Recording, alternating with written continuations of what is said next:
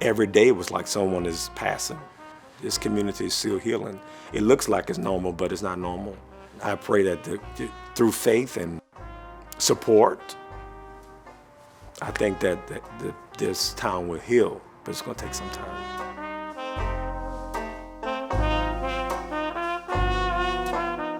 So we found that across Louisiana, the same communities that are overburdened with air pollution are also overburdened with COVID-19.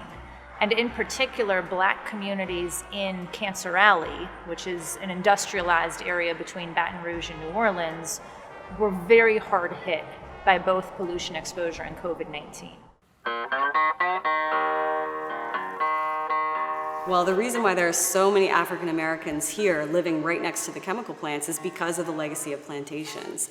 This remained a predominant sugar plantation district even after the Civil War. They survived the Civil War, many of them more or less intact, with retaining their resident workforces of African American workers who had formerly been enslaved and their children. And what happens is that between 1909 and about World War II, we have over 150 petrochemical plants that come and situate themselves right here on the river. And when does all of the development of these petrochemical plants, when does that happen?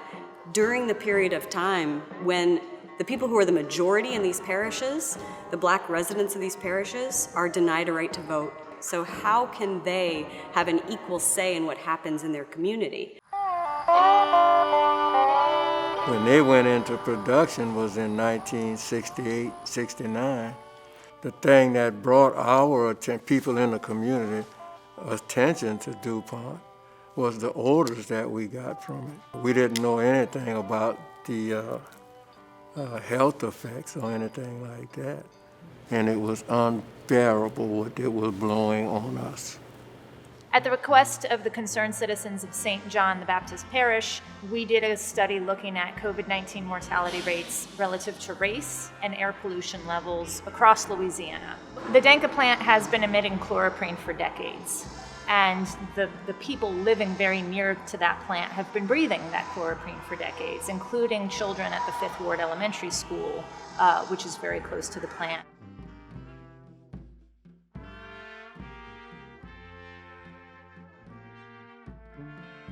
When we got the first report back, and it told us that that school was being bombarded, they were only 1,500 feet from the plant, and that fired people up.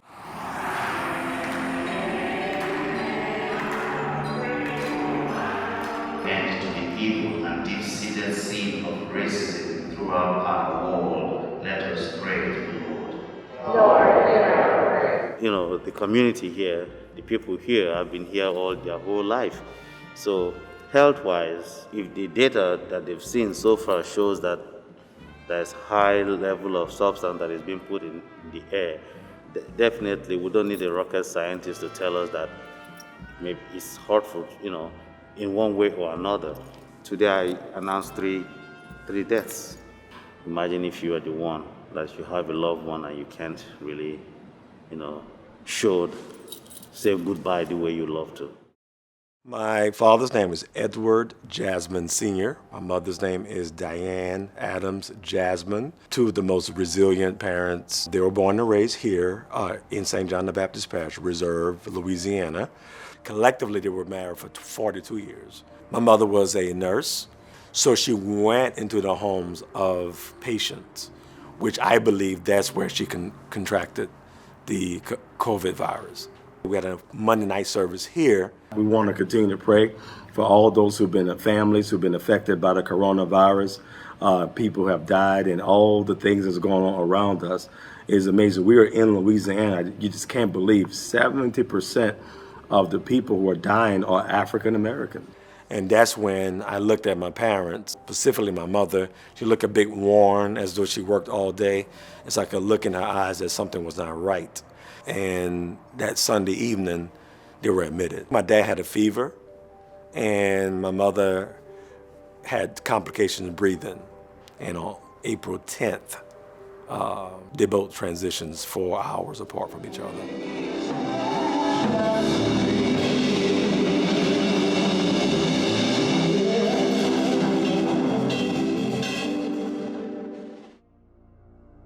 there's no denying that racism is the basis of why South Louisiana looks the way it looks.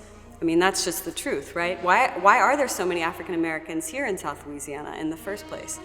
Because of the racist system of slavery that existed for over 200 years here, right? That was the predominant labor form. And then, after slavery ends, what do we have after that? We have 100 years of Jim Crow. People were here first, the communities were here first. They had no choice in this. They had no voice at the table in deciding whether this landscape was going to change from a rural, close-knit agricultural community to a heavily industrialized area that, frankly, no one would want to build a house in. What is called Cancer Alley, this stretch of river and communities between New Orleans and Baton Rouge, the people that are being affected in the communities that these poisonous plants are in is 92% black. Now, I don't know how you account for that other than obvious systemic racism.